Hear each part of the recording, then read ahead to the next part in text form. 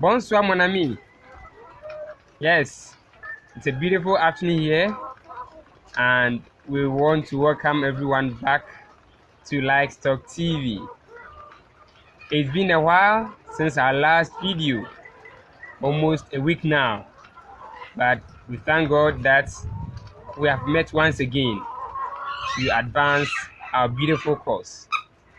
Yes, today we are looking at something that is very important in our poultry business or livestock business, and this particular thing is really confusing people, so we want to take our time to digest, delve so much into it and see what it means and what steps we can take to implement them on our farms.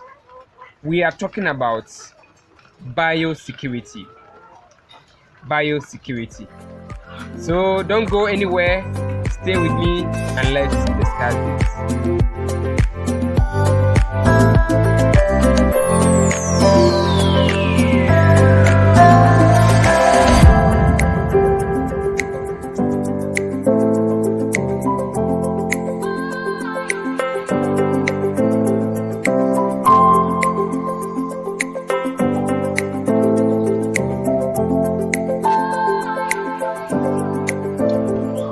You are welcome back. Yes, if this is your first time of visiting this channel, we will plead with you that you support us by subscribing to the channel and also activating the alert or notification button, so that anytime we upload any new project or video, you will have the alert.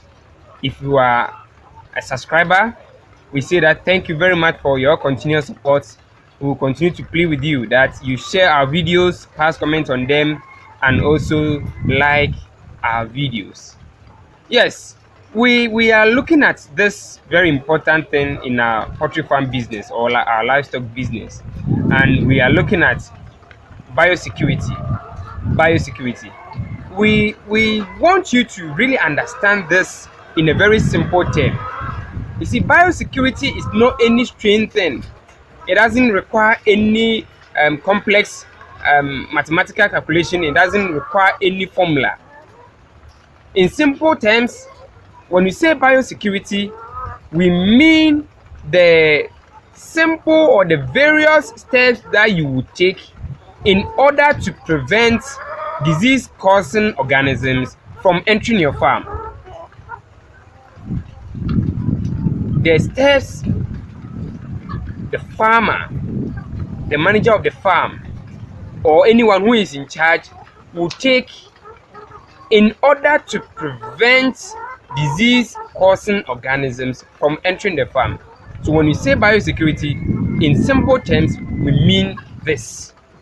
Or you can also say that not just prevention of the organisms from entering the farm, but also should there be an outbreak, the steps you will take to stop the spread of the disease from one flock or from one bird to the other. It's also a form of biosecurity.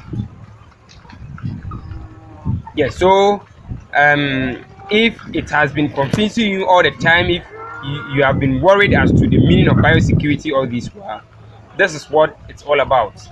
The steps you take to stop or prevent a disease-causing organism from entering your farm, and also the steps you will take to prevent the spread of diseases on the farm. So we are looking at 5 of them for today.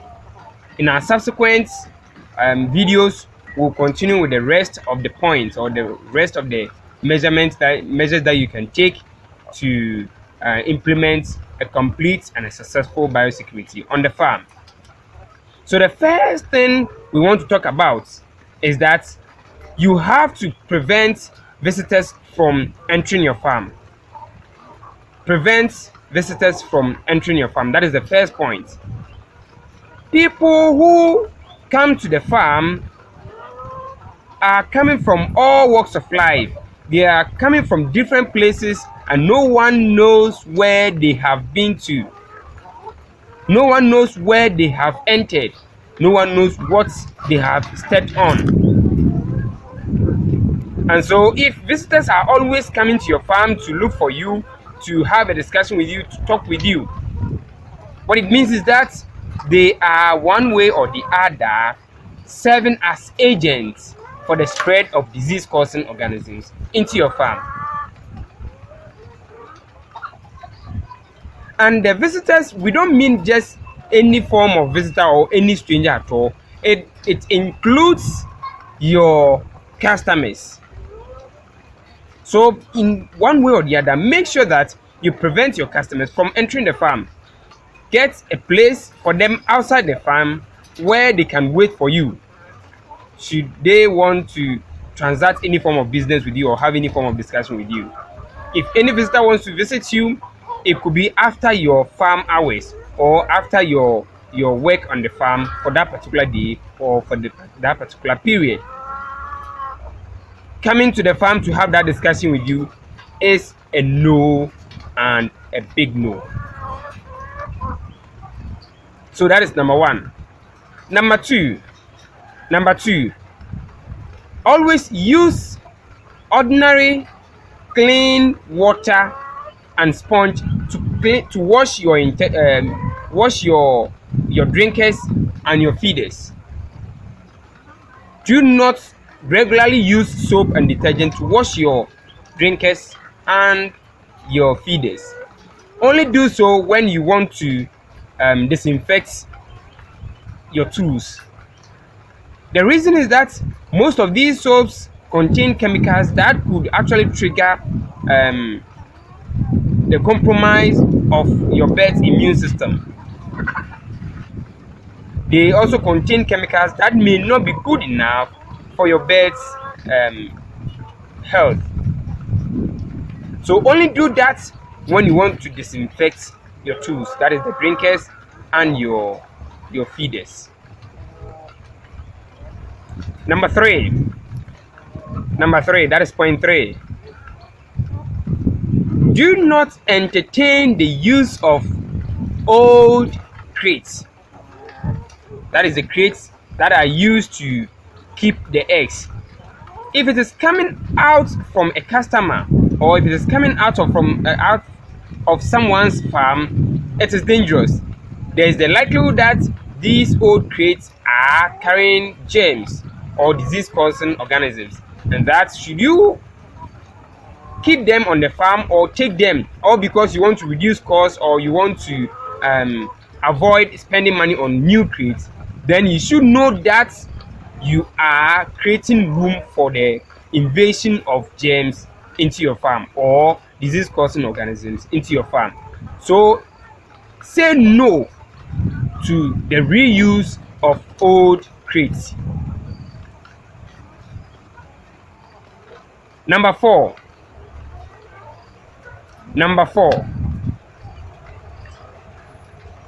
always make sure that you have the attire or you have dedicated a special dress for the farm.